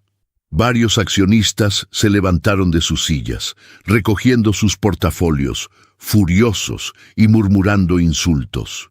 Si hacen esto, venderemos nuestras acciones. Hundiremos el valor de tu empresa, Javier. Te quedarás solo, amenazó Garza, abotonándose el saco con violencia. Vendan, las compraré yo mismo al precio que dicte el mercado cuando ustedes huyan como cobardes, sentenció Javier cruzándose de brazos, observándolos con un desprecio absoluto. La puerta es muy grande, caballeros. Quienes quieran seguir construyendo monumentos a la avaricia sobre los cadáveres de los pobres, largo de aquí. Quienes tengan el valor de usar su dinero para reparar el infierno que hemos ayudado a crear, siéntense. El silencio en la sala fue sofocante. La tensión se cortaba con cuchillo. Durante varios minutos, nadie supo qué hacer ante el suicidio corporativo y el renacimiento moral del hombre más temido de la ciudad. Uno por uno, la mayoría de los accionistas más viejos y Garza salieron de la sala, dando un portazo. Solo quedaron 3 miembros jóvenes de la junta, atónitos, mirando a Javier con una mezcla de terror y fascinación. El imperio de cristal se había quebrado irremediablemente, perdiendo millones en valor de mercado en cuestión de minutos. Pero mientras Javier Montenegro veía la sala vaciarse, sintió, por primera vez en sus 32 años de vida, que por fin podía respirar con libertad. La guerra corporativa acababa de estallar, pero a él ya no le importaba. Tenía una promesa que cumplirle a una niña de zapatos de cartón. Habían transcurrido 3 semanas desde la mañana en que la ambulancia irrumpió en el cerro. El paisaje de la periferia, que antes parecía un monumento inamovible al abandono, ahora vibraba con una energía completamente distinta. El sonido de la cumbia estridente y los perros callejeros había sido reemplazado por el rugido constante de la maquinaria pesada, pero esta vez las máquinas de Montenegro Holdings no estaban allí para destruir. Estaban abriendo zanjas para instalar la primera red de agua potable del asentamiento, pavimentando el sendero principal de tierra y reforzando los cimientos de las laderas para evitar deslaves. Javier Montenegro detuvo su vehículo en la base del cerro. Ya no viajaba en el sedán blindado con chofer, sino en una camioneta todoterreno sencilla que él mismo conducía. Al bajar, el contraste con el hombre que había pisado ese mismo asfalto roto semanas atrás era total. No llevaba trajes de diseñador, ni zapatos italianos, ni el reloj suizo que valía una fortuna. Vestía unos pantalones de mezclilla desgastados, botas de trabajo cubiertas del mismo polvo grisáceo del barrio y una camisa de algodón simple. Su rostro había perdido la tensión arrogante del magnate corporativo. En su lugar había una serenidad profunda, la calma de un hombre que finalmente había dejado de huir de su propia conciencia. Comenzó a caminar cuesta arriba por el sendero que ahora estaba siendo nivelado por sus cuadrillas de ingenieros. Los vecinos lo miraban pasar, ya no con el resentimiento y la desconfianza que le dedicaron la primera vez, sino con una mezcla de asombro y un respeto silencioso. Sabían quién era. Sabían que el ángel anónimo que había salvado a Rosa y que ahora estaba reconstruyendo el barrio a precio de costo, era el mismo hombre dueño de los rascacielos del centro. Javier llegó a la cima de la pendiente, al borde del barranco. Donde antes se erguía la espantosa choza de lámina oxidada, madera podrida y cartón endurecido, ahora se levantaba una estructura completamente nueva. Era una casa pequeña, pero sólidamente construida con ladrillo rojo, columnas de concreto, un techo firme con aislamiento térmico y ventanas de cristal real que dejaban entrar la luz del sol. La fundación de Javier había trabajado día y noche para terminarla antes de que Rosa fuera dada de alta del hospital privado. Con el corazón latiéndole con una fuerza que jamás sintió al cerrar un negocio multimillonario, Javier se detuvo frente a la sólida puerta de madera real. Levantó la mano y, con un ligero temblor en los nudillos, llamó a la puerta. Pasaron unos segundos. El sonido de unos pasos ligeros se acercó, seguido por el giro de una cerradura de verdad. La puerta se abrió. Allí estaba Rosa. El cambio era tan drástico que a Javier le cortó la respiración. Ya no era el fantasma esquelético y ceniciento que agonizaba en un catre oxidado. Su piel había recuperado un tono cálido y cobrizo, sus ojos oscuros brillaban con una luz de vida renovada, y aunque seguía delgada, se mantenía en pie con una postura firme y digna. Llevaba un vestido de algodón limpio y su cabello estaba cuidadosamente trenzado. Ya no había rastro del silbido espeluznante en su respiración. Sus pulmones, tratados con la mejor medicina del país y semanas de cuidados intensivos, finalmente estaban sanando. Rosa miró al hombre alto que estaba en su pórtico. Lo reconoció de inmediato. No porque lo hubiera visto claramente aquel día en la choza, sino porque el doctor Mendoza le había mostrado una fotografía de su benefactor en el hospital. «Señor Montenegro», murmuró Rosa, su voz ahora clara y suave, llevando las manos a su pecho en un gesto de incredulidad y reverencia. «Pase usted, por favor, pase a su casa. La casa es de usted, Rosa, completamente suya». «Los papeles de propiedad están a su nombre», respondió Javier, quitándose la gorra que llevaba y entrando con una timidez que nunca había experimentado. «Me alegra tanto verla de pie. ¿Cómo se siente?» «Como si hubiera vuelto a nacer, señor. Gracias a usted. Todos los días le ruego a Dios que lo bendiga por el milagro que hizo con nosotras». Yo ya me estaba rindiendo. Estaba lista para dejar a mi niña sola.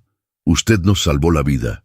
Antes de que Javier pudiera responder, una pequeña figura salió corriendo desde la cocina recién instalada. Era Citlali.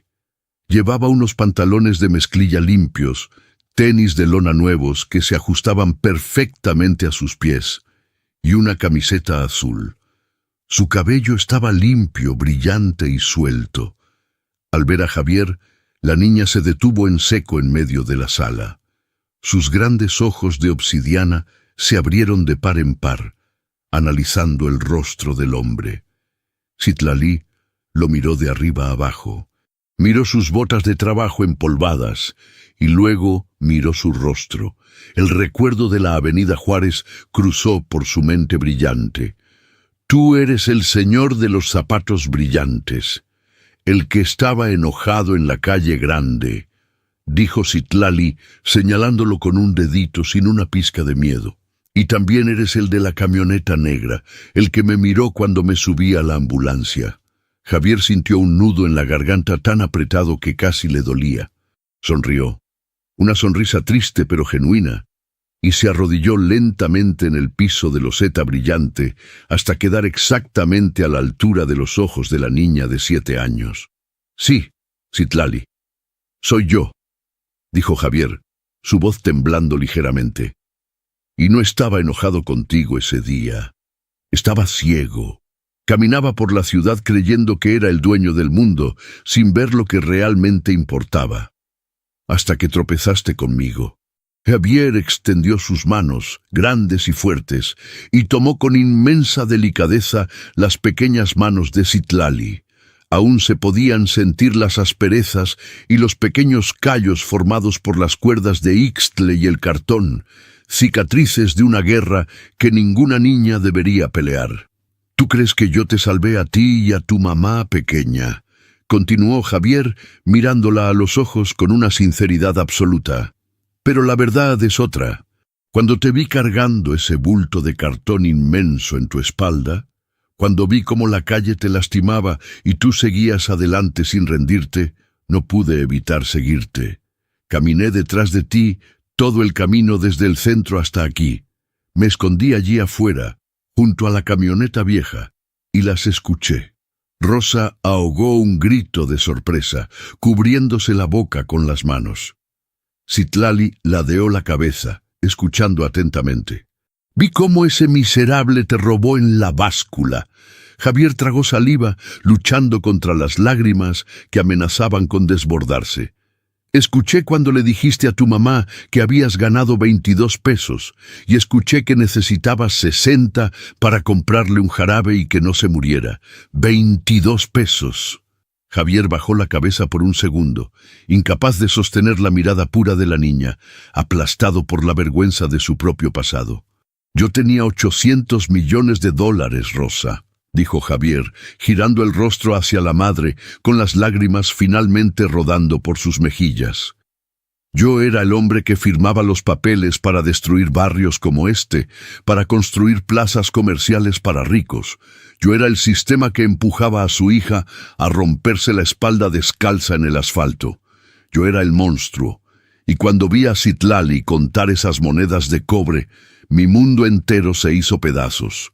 Me di cuenta de que mi fortuna no valía nada comparada con el amor y el valor de su hija. Citlali no es la que fue salvada. Fue Citlali la que me salvó a mí. Ella me devolvió el alma que yo había vendido hace mucho tiempo. Vine aquí hoy no para recibir su agradecimiento, sino para suplicarles su perdón. Perdón por la ciudad cruel que construí. Perdón por haber sido ciego tanto tiempo». Un silencio sagrado llenó la pequeña y luminosa casa. El eco de la confesión del magnate se mezcló con el sonido distante de la maquinaria que estaba cambiando la historia del cerro.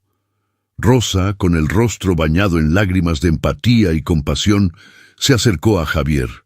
No vio en él al tirano corporativo, sino a un hombre roto que había encontrado la redención. Puso una mano suave sobre el hombro de Javier. «No hay nada que perdonar, Javier. Dios escribe derecho con renglones torcidos. Usted vio nuestro sufrimiento y no miró a otro lado. Usted eligió cambiar. Eso es lo que lo hace un hombre bueno. Ya no mire atrás».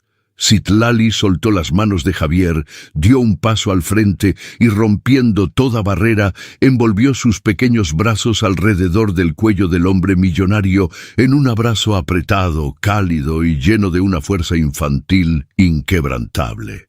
Javier cerró los ojos y la abrazó de vuelta, enterrando el rostro en el hombro de la niña, dejando salir en un sollozo silencioso todo el peso de su arrogancia pasada, purificándose finalmente en el calor de esa familia que él creyó rescatar. «Ya no llores, Javier», le susurró Citlali al oído, usando su nombre de pila con la naturalidad de una vieja amiga. «Ya nadie tiene que cargar cartón pesado. Ya todo está bien». 6 meses después.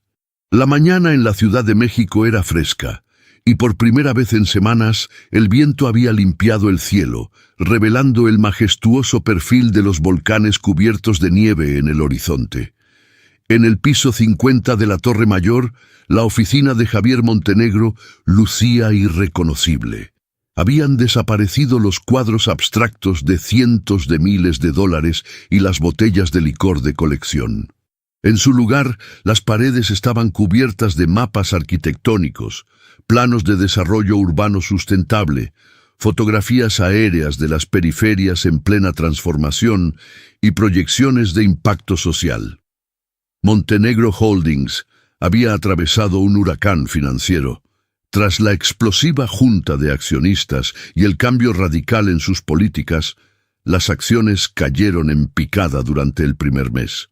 Los viejos lobos de Wall Street y de la bolsa mexicana huyeron despavoridos, llevándose su capital. Sin embargo, algo sin precedentes ocurrió poco después. La noticia de que uno de los magnates inmobiliarios más agresivos de América Latina había convertido su imperio en un motor de capitalismo consciente y desarrollo social se esparció por el mundo entero. Fondos de inversión éticos, corporaciones internacionales con enfoque en ESG, Environmental, Social and Governance, y miles de pequeños inversores comenzaron a inyectar capital en la empresa. Para el 6º mes, las acciones no solo se habían recuperado, sino que Montenegro Holdings era ahora la empresa más respetada y estable del país, demostrando que acabar con la miseria extrema también era un modelo de desarrollo económico brillante. Javier, vestido con un traje gris claro sin corbata, revisó rápidamente un informe de la fundación en su tableta. Sonrió al ver las métricas. 300 viviendas modulares entregadas, 4 clínicas comunitarias operativas en zonas marginadas y 2 nuevas plantas potabilizadoras de agua inauguradas en los cerros del sur. Pero había un proyecto que era más importante para él que todos los demás juntos. Miró su reloj. Eran las 9 de la mañana. Cerró la tableta, tomó las llaves de su camioneta y salió de la oficina. El viaje hacia la periferia ya no era un descenso a los infiernos. Al llegar al cerro donde vivían Rosa y Citlali, el paisaje era un testimonio vivo de la restitución de la dignidad humana. Las calles de tierra ahora eran de concreto hidráulico, flanqueadas por árboles jóvenes recién plantados. Las chozas de lámina y cartón habían sido reemplazadas en su mayoría por el mismo modelo de viviendas sólidas y seguras que él había construido para Rosa, financiadas a largo plazo y sin intereses para las familias locales. El hedor a aguas negras había desaparecido, reemplazado por el olor a pan recién horneado de los nuevos pequeños negocios que comenzaban a florecer gracias a los microcréditos de su fundación. Javier estacionó su vehículo frente a un edificio grande, pintado de colores vivos y rodeado por una alta valla de seguridad. Era la Escuela Primaria Nueva Aurora, el primer complejo educativo de tiempo completo, construido enteramente con los fondos del 40% de los dividendos de la compañía. Hoy era el día de la inauguración oficial. Al entrar por el portón, el patio estaba lleno de ruido, risas y el sonido inconfundible de decenas de niños corriendo. Javier caminó por los pasillos recién inaugurados, respirando el olor a pintura fresca y a libros nuevos. El director de la escuela lo saludó a lo lejos con gratitud, pero Javier no se detuvo para los discursos oficiales. Su mirada buscaba algo específico entre el mar de uniformes azules y blancos. La encontró sentada en una de las bancas del patio, bajo la sombra de un árbol de jacaranda joven. Citlali llevaba el uniforme escolar impecablemente planchado por su madre. Sus zapatos escolares negros brillaban a la luz del sol de la mañana, sin un solo rastro de polvo o lodo. Sobre sus piernas, en lugar de un bloque monstruoso de cartón atado con cuerdas que cortaban la piel, descansaba un cuaderno abierto y una caja de lápices de colores. Estaba escribiendo con una concentración feroz, la misma concentración estoica que Javier le vio aquella primera vez en la Avenida Juárez. Pero esta vez, su rostro no reflejaba la desesperación de la supervivencia, sino la alegría pura del descubrimiento. Javier se acercó en silencio y se sentó a su lado en la banca. La niña levantó la vista, y al verlo, una sonrisa deslumbrante iluminó su rostro. Ya no era la mirada madura y espeluznante de un adulto atrapado en un cuerpo infantil. Era la mirada de una niña a la que finalmente le habían devuelto su derecho a ser niña. «Hola, Javier», dijo Citlali, cerrando su cuaderno para mostrarle la portada llena de calcomanías. «Mi mamá dice que hoy vienes a cortar el listón rojo de la puerta grande». «Así es. Pero quería verte a ti primero», respondió él, mirando la pequeña mochila de lona que descansaba junto a ella. «Pesa mucho esa mochila». Citlali soltó una carcajada cristalina, un sonido que le dio años de vida al magnate. Agarró la mochila por las correas y la levantó con un solo brazo, sin ningún esfuerzo. «Para nada, solo tiene 3 libros, mis libretas y mi almuerzo. Está bien ligerita», respondió la niña con orgullo. «Además, el profesor me dijo que ya sé sumar más rápido que los niños de 3er grado. Dice que soy muy inteligente con los números». Javier sonrió ampliamente. Sabía muy bien de dónde venía esa habilidad numérica. Su mente, entrenada en la crueldad de calcular el peso de la basura por centavos de supervivencia, ahora estaba libre para calcular su propio futuro. «No me cabe duda de que eres la más inteligente de todas, Citlali. Vas a poder ser lo que tú quieras ser», le dijo Javier, poniéndole una mano cariñosa en el hombro. «Cuando sea grande, quiero construir casas grandes, como tú, afirmó la pequeña, mirándolo a los ojos con una determinación inquebrantable. Casas para que nadie tenga que dormir con frío, ni tenga que cargar cajas para comprar medicinas. Javier sintió que una oleada de paz absoluta se instalaba definitivamente en su pecho. El fantasma del hombre poderoso, arrogante y vacío que alguna vez fue, se desvaneció para siempre entre las risas del patio escolar. Miró a la niña que, sin saberlo, había derribado su imperio de cristal para enseñarle a construir algo eterno.